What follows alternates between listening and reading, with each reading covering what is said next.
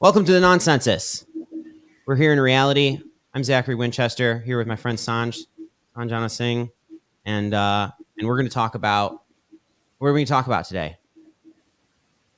Dreams, reality, mysteries, What's the so much difference more. between a dream and a reality? Sorry for cutting you off, but what is the difference between those two things to you? So there's this one thing, right? Like we have a physical material reality, which is oblivious to us.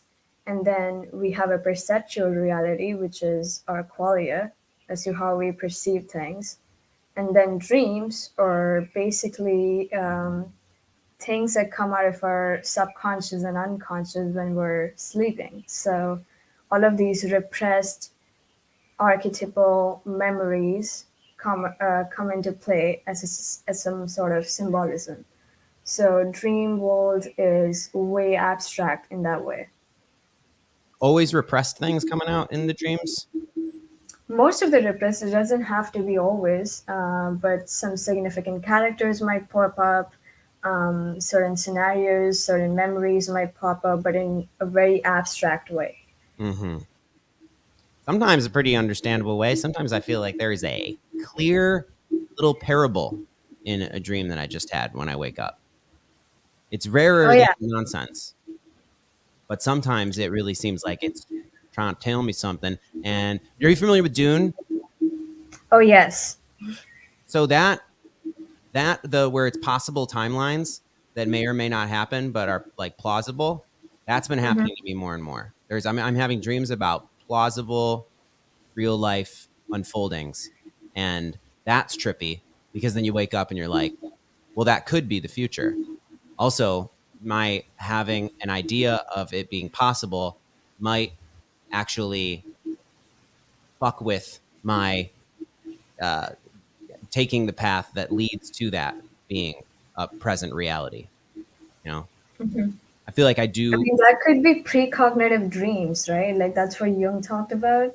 That you might have precognitive dreams that tend to have like some sort of future relevance.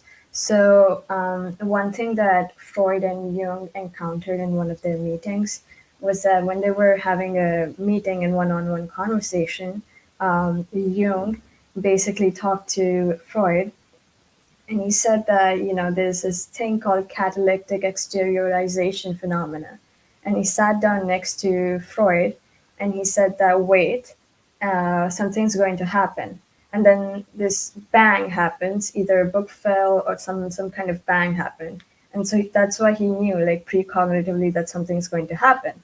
At that point, Freud was quite agitated, and he was like, don't go into these esoteric realms of philosophy and psychoanalysis because it's going to ruin what he has built back in the 19th century. So that's what he called the catalytic exteriorization phenomena.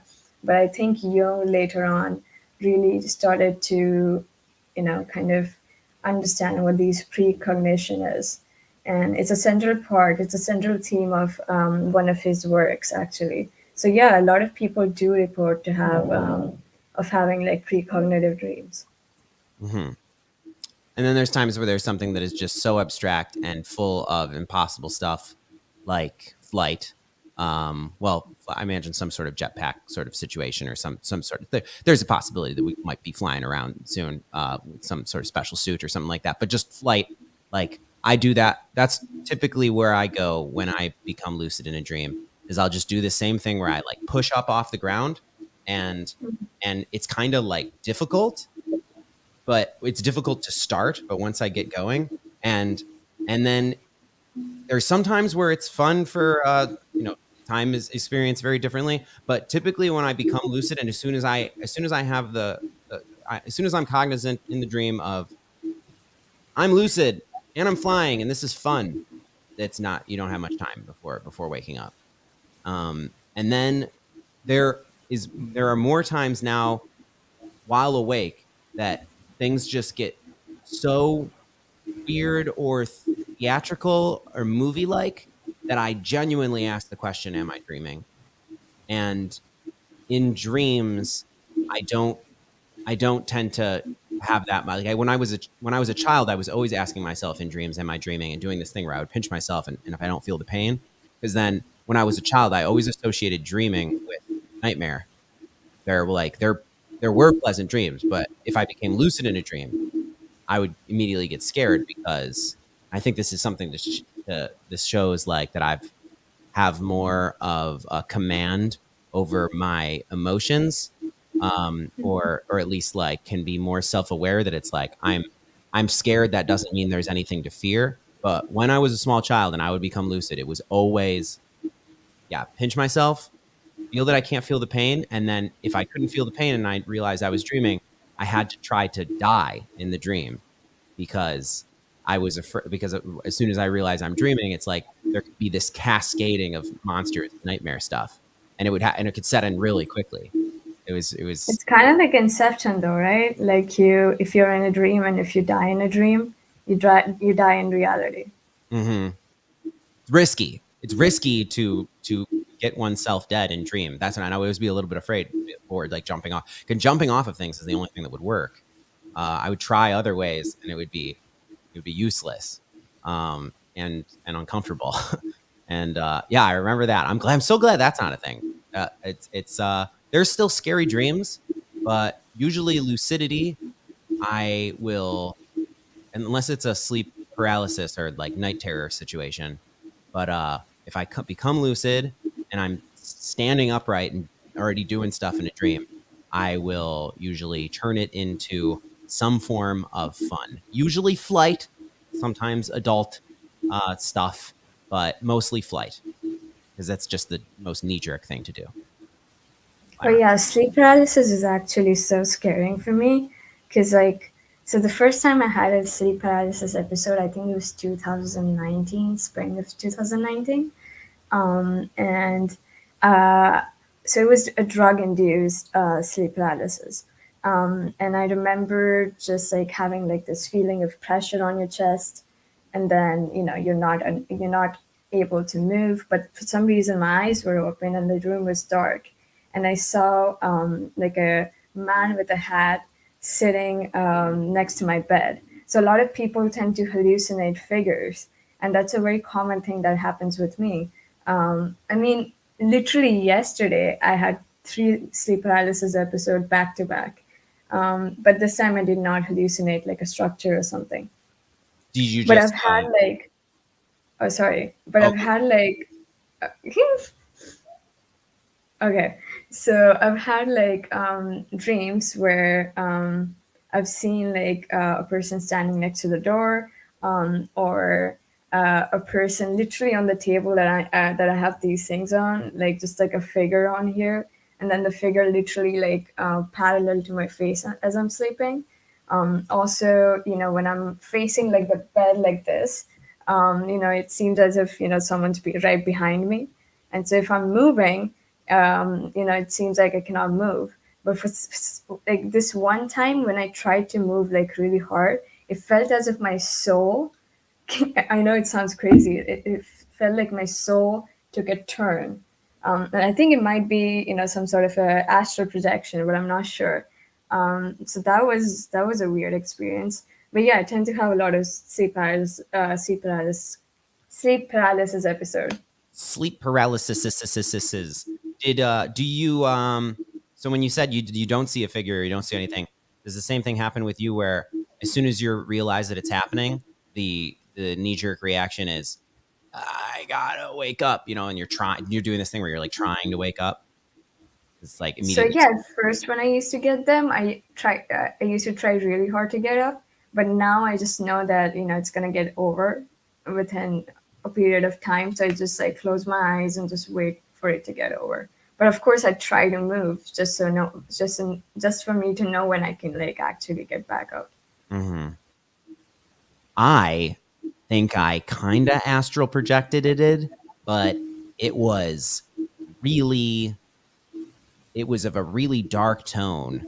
It was, there was ketamine involved and binaural beats. I remember I had been fascinated by the remote viewing conversations in Clubhouse, like that there's this wing of the U.S.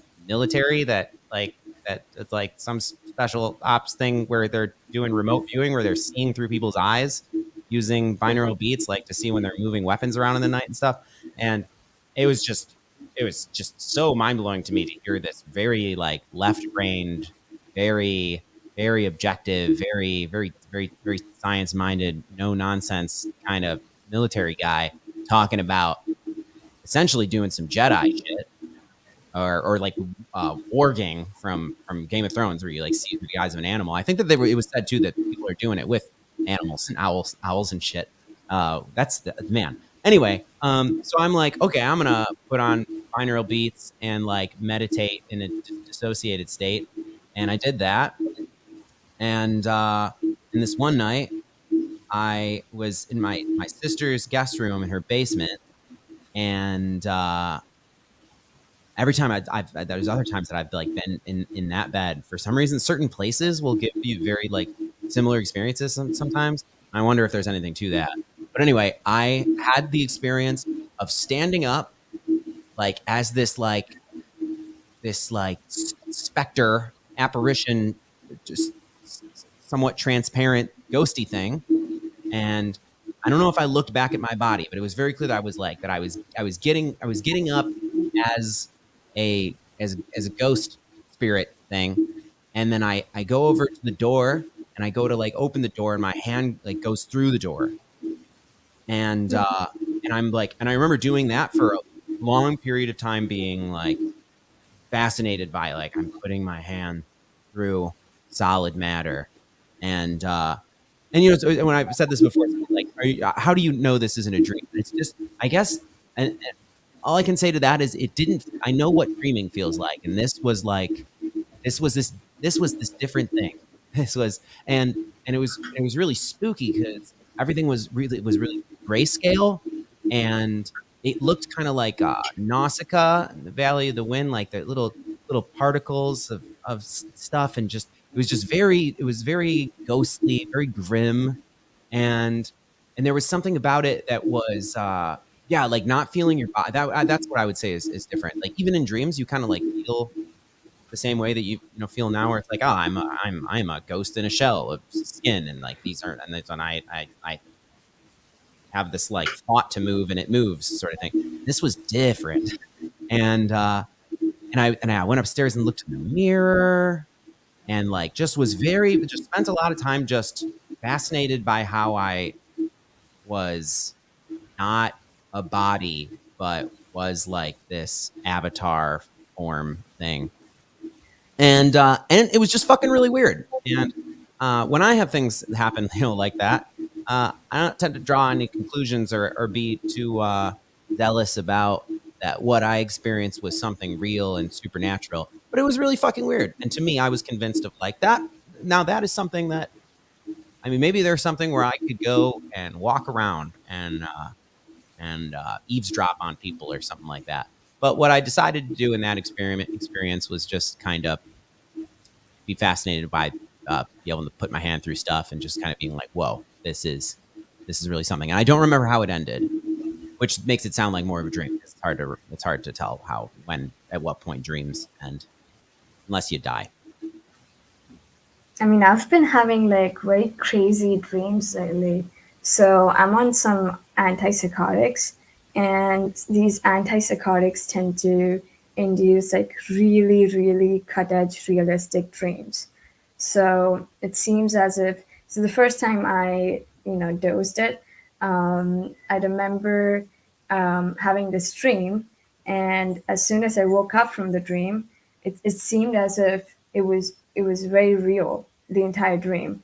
And so it was at almost like, so I woke up, and during the end of the dream, my father is opening the door of my room and saying that, hey, I'm going to the office. And literally, as soon as I wake up, he opens the door and says the same thing. And I'm like, whoa, whoa, what happened there? And so yeah, like and the name of the antipsychotic is Seroquel. So I was like, whoa, like, but now after using it for like good amount of months, I tend to have like real vivid dreams, and they're very, very bizarre. So two of the dreams that I really remember, because they have been very significant, was that at, maybe like 1 or 2 months ago, I dreamt that there was. So I was in a field, a green field, and there was a bunch of trees here, and a lot of people. And then all of a sudden, the clouds just became like a very spherical structure. And so it seemed as if it was a cloud burst, right? And so the cloud burst, and everyone's running to the tree. So I had that kind of a dream. But like about a month ago, uh, I had another dream within this room itself, with my brother and my mom and everyone in this room. And I look out of the window here, and I see that, and it's nighttime, right? And so I see the moon literally bursting, and it seemed like there was some sort of some sort of an apocalypse happening, right? And now everyone's just like going down the building, even though we don't have a bomb shelter in real life, but it seemed like we were all going to the bomb shelter. So I often wonder, what is this archetype of moon and any kind of spherical structure bursting? There might be something more to it, that I'm still trying to figure out. Like, I'm reading interpretation of dreams and Jung's dreams, just to try to understand, what this thing is. I still haven't encountered any kind of moon bursting stuff.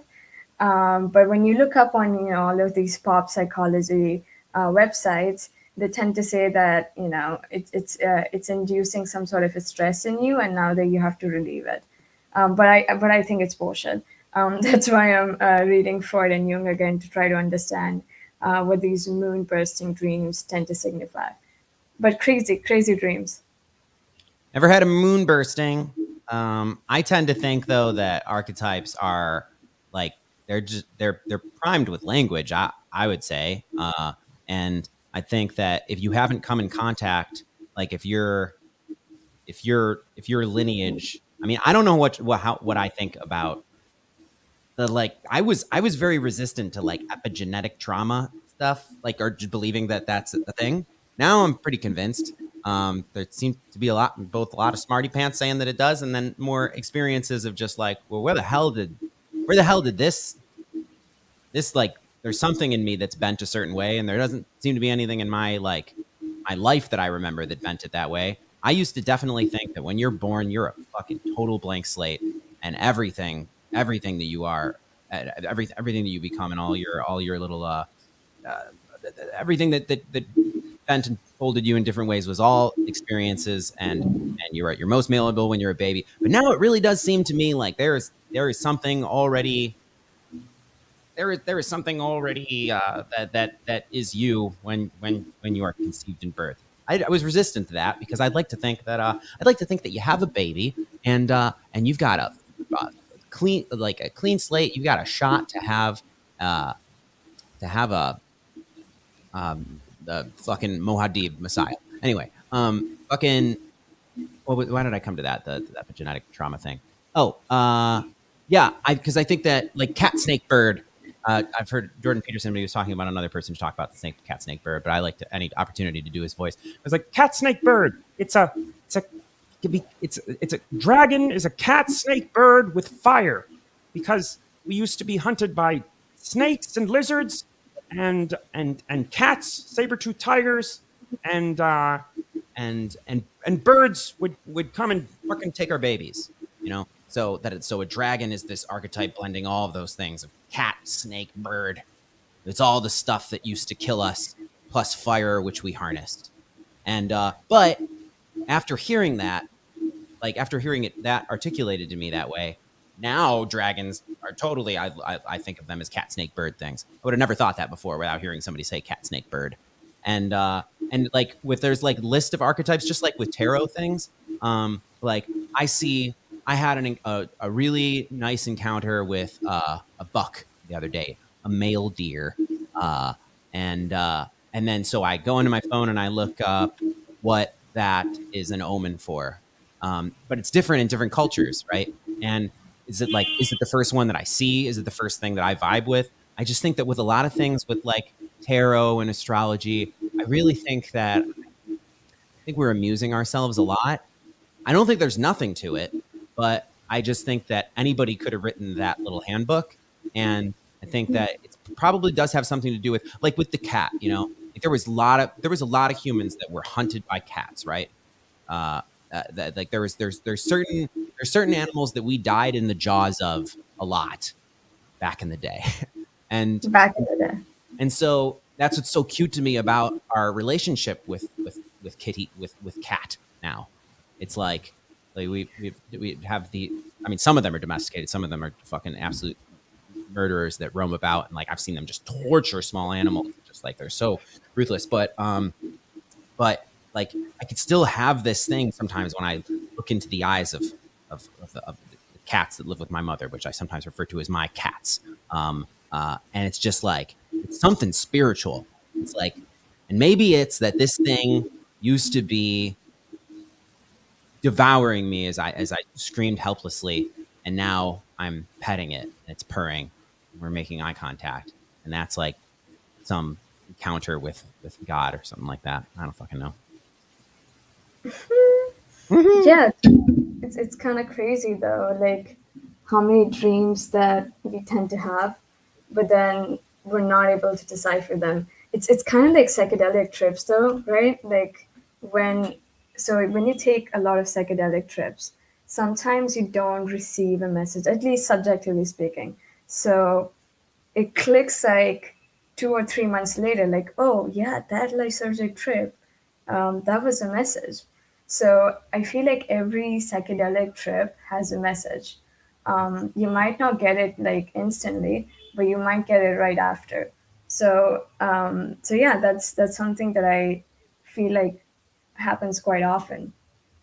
Like in one of my trips, where I, when I woke up, like when I got off the lysergic trip, the only message I had during like the ego loss thing, the ego loss experience, was that everything is one, which was the most weirdest thing ever. So maybe that signifies that the universe is unity, in some esoteric way. So again, it's kind of crazy though. And yeah, it's amazing how many messages that you can get from all of these transcendental experiences. Have What you was have you ever gotten some sort of a transcendental esoteric message, or during one of your psychedelic trips, or like experiences in general? Yes, too much. I am epiphanied out. I am bored with the experience of the most meaningful, most profound and amazing thing happening. And when I say bored of it, in the moment I'm like, this is the most profound and amazing and most meaningful thing. And then I come to and I'm like, this is I have, and I'm not knocking psychedelics at this time. I am admittedly a person who like picked up the phone, got the message, and just kept dialing back over years. And now it's like I have nothing to do but integrate. I wouldn't say that. No, no, no. I would just say that I am I am bored with my own continuing to go back to the well for more inspiration and meaning and epiphanies. Uh, I've just had so much of that that it's almost like, here we go again. Yeah, it was the most meaningful, powerful thing, and then try to describe it to a person who does or anyone trying to describe it in words, and it's just something like, not yeah, wow, it's all one. Not to demean that, but what the fuck am I going to do with that? Uh, and then sometimes it's the, you ever have it where it contradicts whatever the last thing was that was so important? Like I've had that so many times. I've had and my ayahuasca experiences tend to be, now my high dose psilocybin experiences are identical to ayahuasca. And that is something that I've heard others say that they experience, is like once becoming familiarized with ayahuasca, it's almost that I would say that I don't deem it necessary to yeah, they're interchangeable now. It's like any more than like 3 5 grams of mushrooms, and it's precisely the same experience, even up to the purge and to even tasting ayahuasca in the purge. That's a little gross, but anyway, my ayahuasca and high dose psilocybin experiences post ayahuasca have are usually this thing where I will get a very clear, like, actionable directive, and then later in the trip, later in the ceremony, later in the experience, I will be told very clearly that that was silly, laugh about it, and the message then becomes, hey, there's a lot that you can feel strongly about at any time, and there's a lot of paths that you could take and efforts that you could commit to that are equally meaningful. They're different, but they're like, there's so much that you can do, and this idea of one being like the way is your own subjective nonsense. But it's the most, whatever you choose is the most meaningful thing. Also, like that's and that's where I continue to be at the, like, when I'm exercising any sort of intellectual honesty with myself and others, is that there's just so much that we can do, and really the only thing that matters is that you choose something, or several things, but like commit to what you choose here. But also know that you could re-decide and like back out of a timeline and go into another. But really, just there's just so much that's possible, and just choose and have and enjoy your ride. But what I would also, though, is it's important for when I say these things, that I am not saying anything about like the nature of reality, or giving any kind of directive to anybody else, because I know it might sound like I'm like, some people take what I just said and hear that as like nihilism, or just like nothing really matters. But like my my modus operandi is always, nothing really matters. And that's why it's so meaningful to be a human, because we can craft the experience of meaning. We can make meaningful art, and we can pursue meaningful questions, and there's just so much you can do. And I definitely think that it could be said that it is all divine, and that's where I'm at. And sometimes, though, the psychedelics or just reality tells me the exact opposite thing, that you're being silly, you're being fucking Peter Pan. You need to uh, uh, uh, uh, you need to solidify goddamn personality and an identity and a mission here, and focus single-mindedly on that thing. And then other times it tells me that that's nonsense. So Reality. reality. What's your definition these days of real, if you got one? What's real as opposed to not real? I think I would. I think I would choose a Lacanian view. So Jacques Lacan was a French psychoanalyst, and he had a triad. And one of the elements of the triad was the real. So the real is the intolerable reality. So because reality seems to be intolerable in the sense that there's so much going on, there's so much suffering, and because of the heavy, I would say, the heavy nature of what our actual perceptual reality is, that it is almost intolerable. So that's like the psychoanalytic analytical version of reality. But I think speaking from a perceptual consciousness, access or phenomenal consciousness perspective, which is a framework by Ned Block, I think it's our perceptual consciousness which constitutes reality as we know it. So subjective qualia, which is distinct from the external material reality, which is oblivious to us. So I guess there's two ways that I would consider the real to be. Hmm. So dreams, an experience that you had in a dream, real experience, but not reality? Question mark. Yeah, it's a real experience in the sense that it is only real within our unconscious and some subconscious sleep states.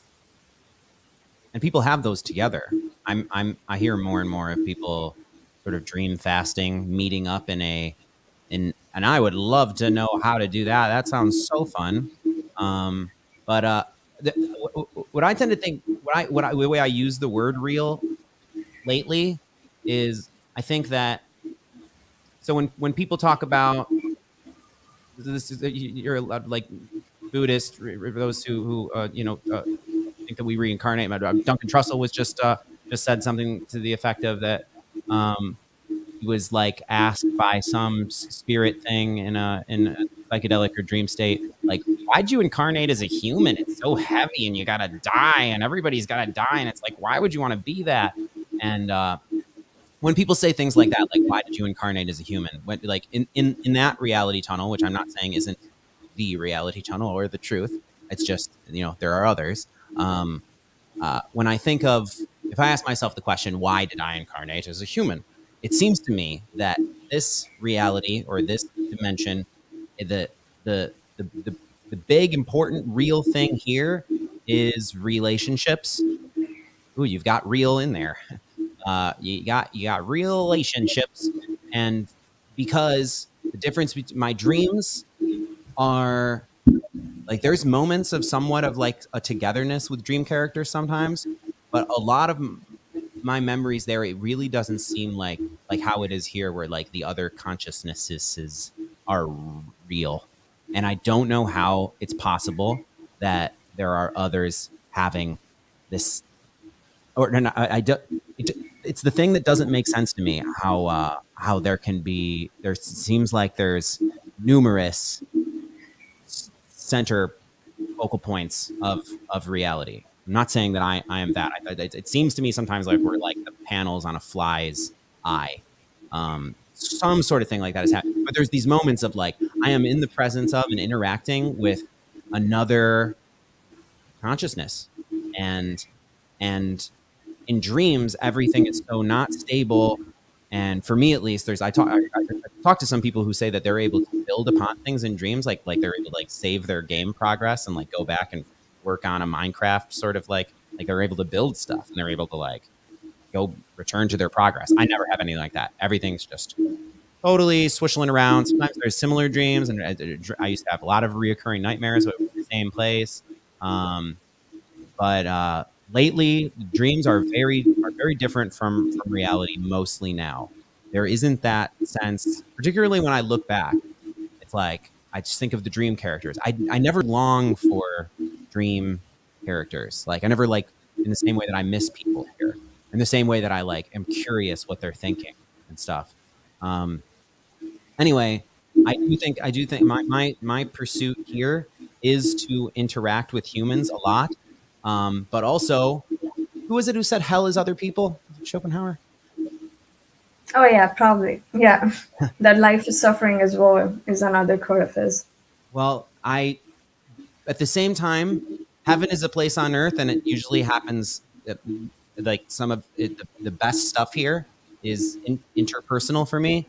But when I'm alone with my own psyche and in a good mood, or in certain states, or just entirely, I mean, some of the best I ever feel is when I feel like this, like, emptied out, but also accomplished. Like, I put it all out there tonight, and now I'm retiring back to a comfortable place, and the door is shut and locked, and I'm either with someone that I can like be alone with, or truly alone, and I like that's when I tend to feel my best here. And it's like, and it's just heavenly to not to be in this exact state embodied without being racked with desire, is like, those are some of my favorite moments. But also being being uh, being in pursuit of things, and and having that desire be the engine of activity, is also super fun and really interesting. But hell is other people is something that I experienced quite a bit. I had so many positive experiences this last weekend, like and positive experiences with people. And there was just this one person who was it was the first time in a long time that I had experienced such a clear encounter like this of with someone who wanted me to feel bad and was trying to use words to like it was very clear their like their goal was for me to feel bad about myself and and I just remembered them so I couldn't like I kept seeing this person and hearing that thing and then you know like you think about what you would have said and there's obviously the part of you that wants to to attack back and there's the part of you that can have the like I'll often have the hindsight to see that this is a hurt person trying to hurt people, you know. And but sometimes I really find, and this is like one of my main driving forces now that is like it really that I'm really uh, fascinated and exciting for what I look forward to travel and I look forward to going to truly different social circumstances and meeting people. But also, there's this thing that happens sometimes out in travel where I will encounter someone that I wish I could forget. Um, and it's like, and it can be haunting for a period of time. And that's just the risk you take by going out into the world. But I'm fucked. I am definitely in agreement with the sentiment that the riskiest thing you can do is take no risks because allowing your precious time and all of the possibilities here to be thwarted, that fucking hurts. Oh, it truly does. I'm going to mute and put the camera off so I can get some water, but you should continue. Get some water. Okay. Um. Oh, and now, oh, that's the difference in the audio. Fuck. Anyway. Hmm. Yeah. Heaven and hell. It tends to be something that I experience with other people. Then again, loneliness can be hellish, and solitude can be heavenly. I don't know. Everything's a continuum and everything's a trade-off and I grow weary of saying that in any kind of complaining tone. So everything is on a continuum and everything is a trade-off, and that's just how reality the musical the festival be. And and I'm interested in doing this thing called reality. And you know, with the dreams versus reality thing, I've I found certain thoughts that keep me in like spooky pinch myself am I dreaming mode. And one of them is I could go to sleep tonight, wake up, and there could be things different in my room, um, different with my body, different in the world. Things could just switch around like somebody, the architect of the thing, went in and changed stuff, and I would be none the wiser. Um, and sometimes I think that that's happening all the time. And sometimes I think that there is more opportunity to change your setting in sleepy dream time than I am making use of. And one thing I'm certain of, though, I want to remember these dreams. I want to get better at remembering these dreams. I want to get better at writing down when I wake up and I remember what just happened. It's happening more and more. And if I don't write it down within moments, it is gone like no other forgetting. It is so that is uncanny. What's the reason for that? Is there is there ideas behind the reason for why we forget dreams so quickly and so thoroughly forget them? Oh yeah, so when you wake up from a dream, I think there's like a 1 to 2 minute aspect where you can remember the end part of the dream and certain elements of the dream, but then later on you forget it because of your memory. Essentially, it has something to do with your memory. But any kind of significant dream that you very vividly remember stays with you. So is that Do you think that this? Do you think that life is it's supposed to be difficult to like crack the case around here? Sometimes it seems like that. Sometimes it seems because you said things earlier that make it seem like you're of the mind that there's something that we're supposed to do here, or something that some some narrative, some thread that the subconscious is trying to help you be wise to the your like the important path or something like that. I think there's something you're supposed to do.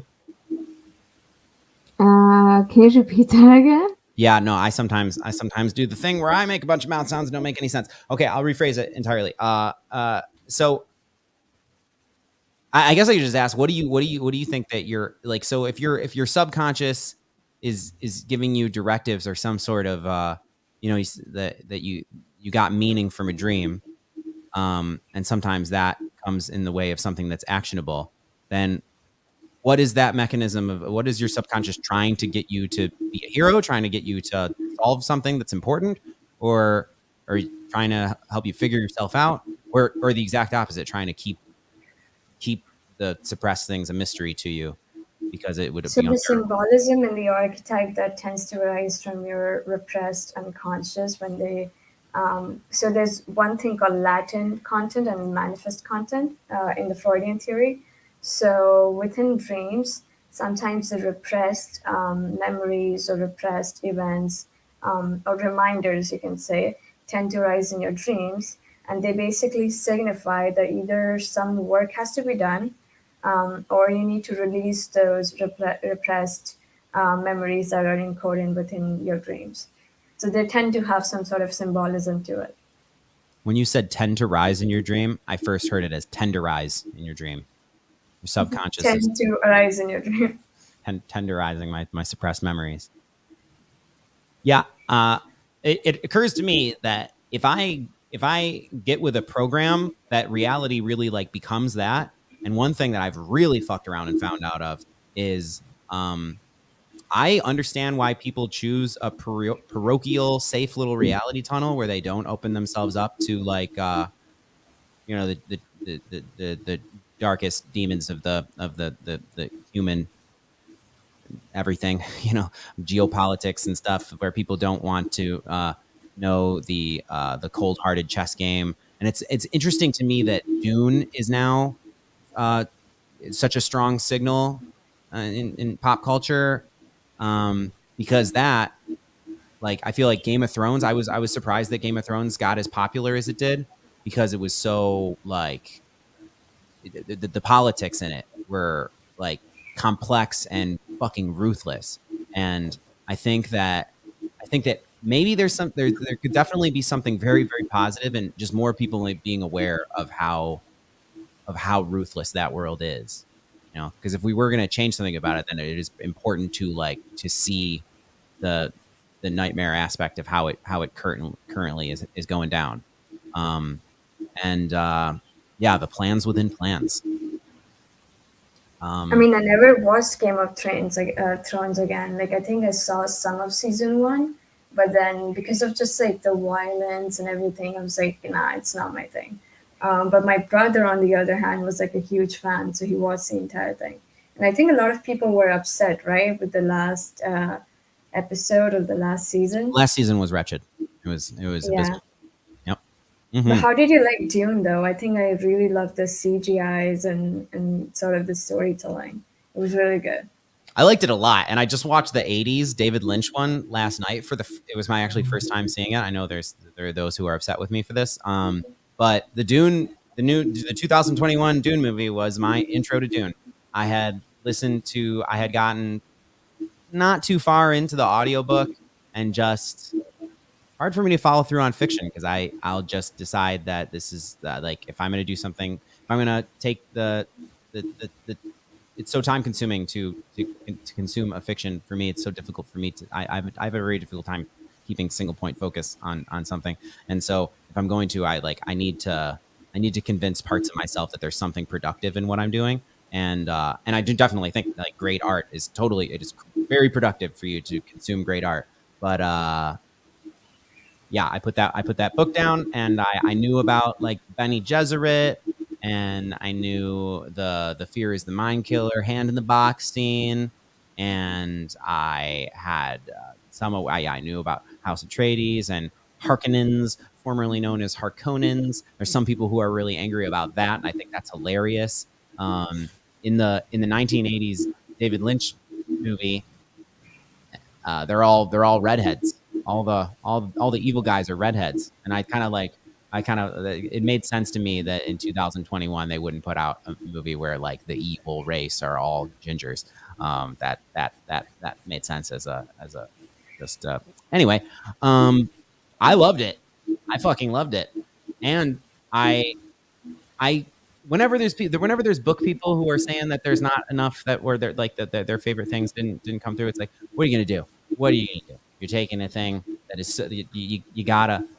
Apparently, they cut like some really important characters out entirely, but ultimately it was like I really enjoyed it, and I thought that it was thoroughly ruthless and dark, and um, it had like very little. I had zero campiness to me, which campiness can be beautiful, but campiness amongst something that like can be taken seriously or give you the goosebumps. Um, I liked it. Short answer, I liked it. I'm excited By for the it. way, check the private chat. What's it going? What's going? Oh, anger. Talking about Dune. Sure. Um.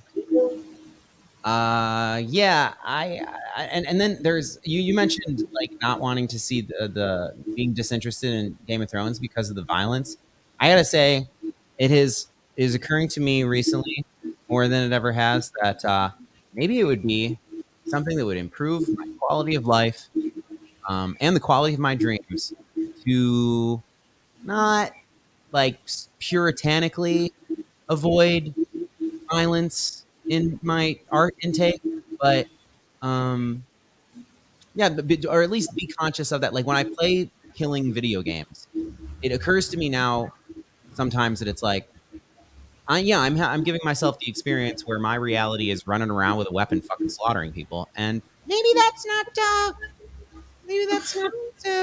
so good for when I lay me down to sleep and want to have I'd like to have a pleasant picture show, and I almost feel like I'm asking for it to be for there to just be less or just for there just to be more turbulence and just fear about humans. There's sometimes where I get so optimistic about us, humanity, and there's sometimes where it seems almost that nonviolence has set into a point where it's almost boring around here. It's like boringly safe.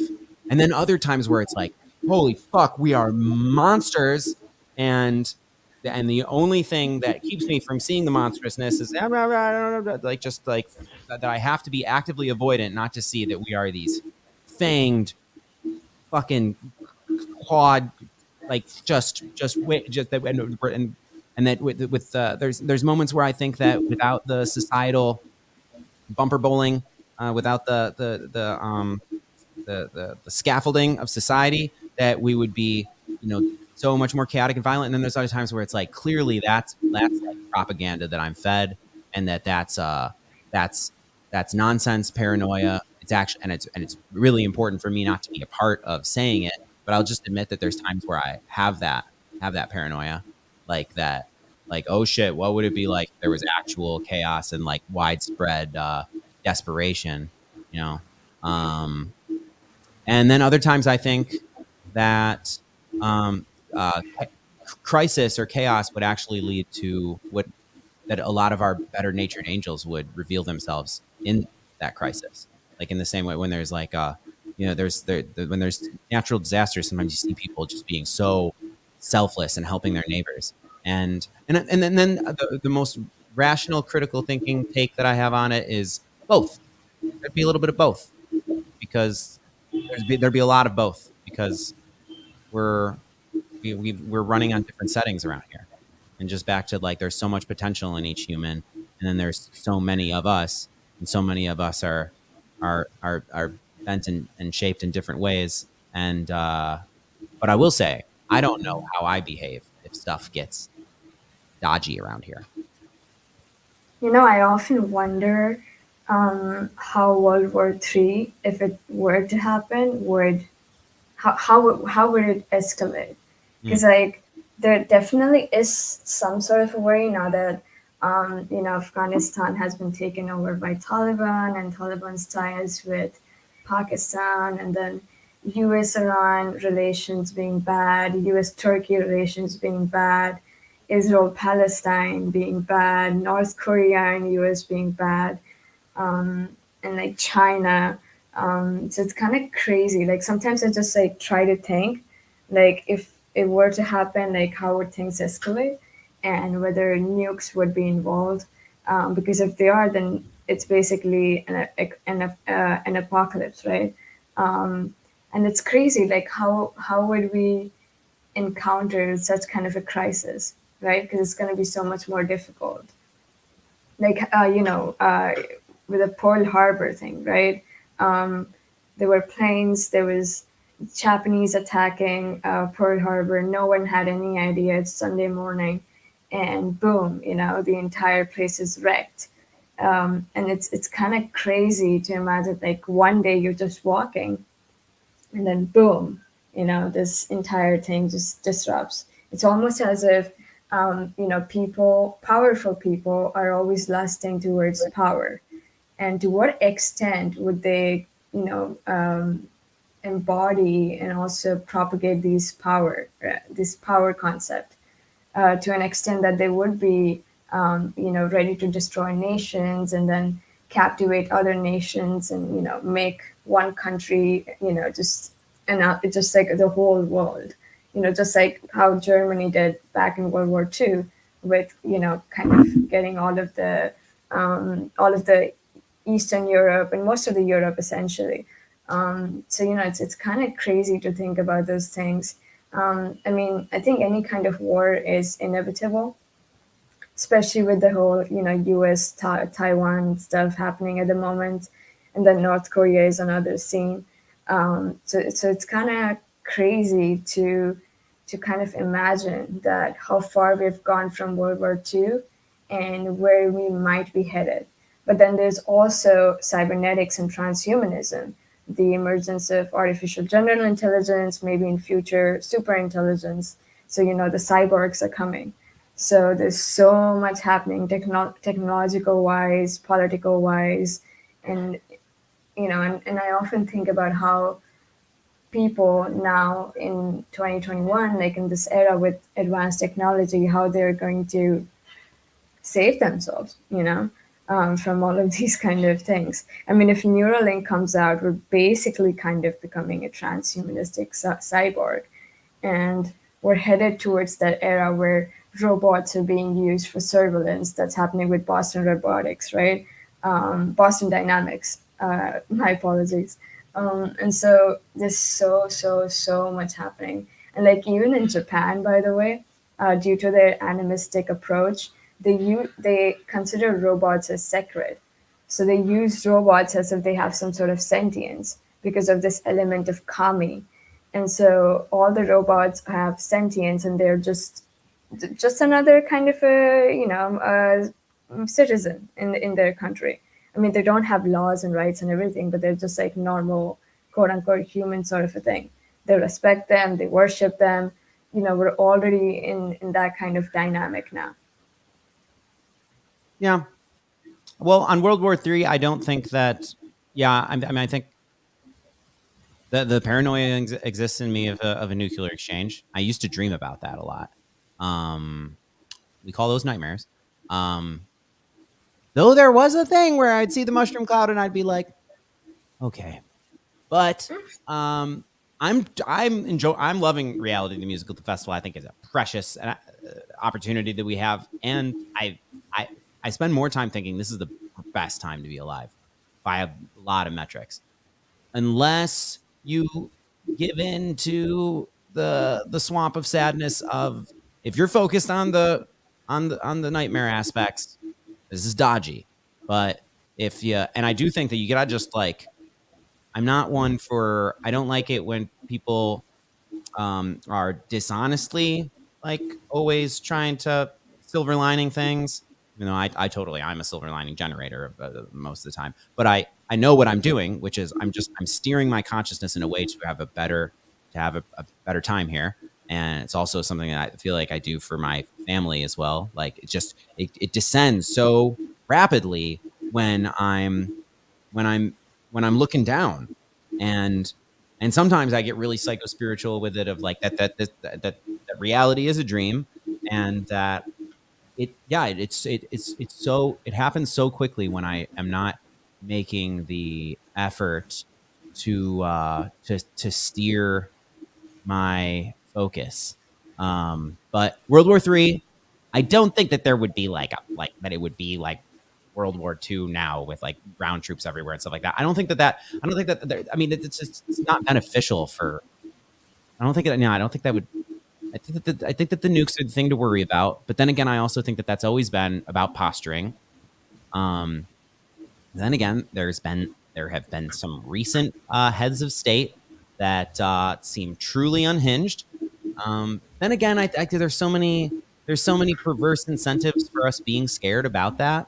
I think that these are not things that I find that I'm not being like honest with. I'm not being fully intellectually honest when I think about them, because it would be so detrimental for my day to think that that that the end is nigh.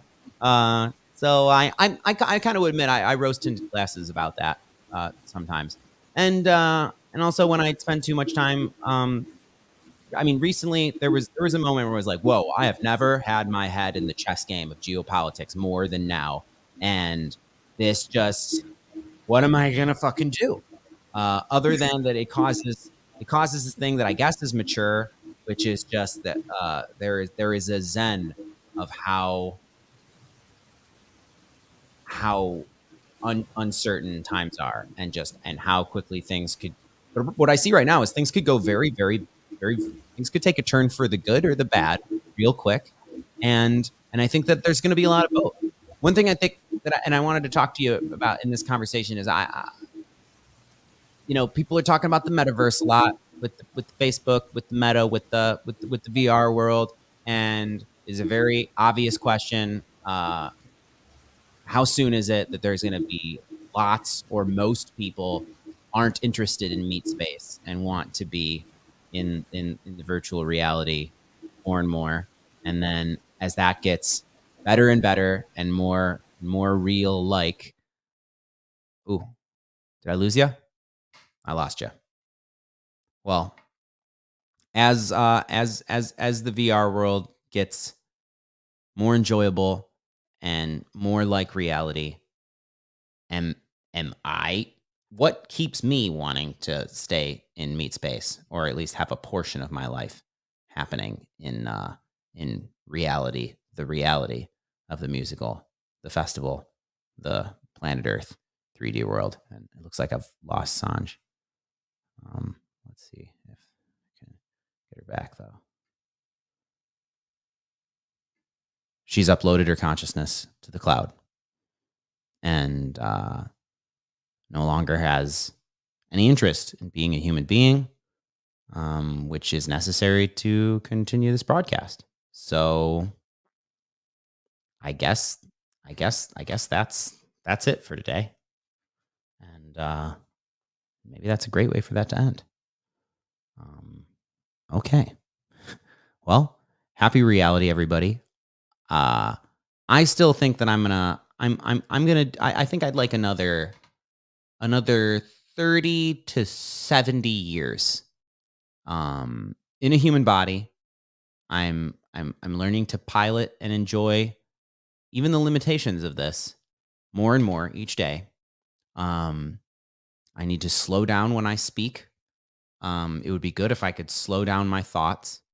I wonder if being some sort of transhuman cyborg with a Neuralink, or spending more time in VR would help with my overthinking and often annoying myself with the constant chatter in my mind. If that might be a strong selling point of if I knew I could get out of it that way. I'm gonna answer. Sanja's calling me on Instagram, so I'm gonna say goodbye to you and go into this virtual realm. Happy reality, everybody. Good night.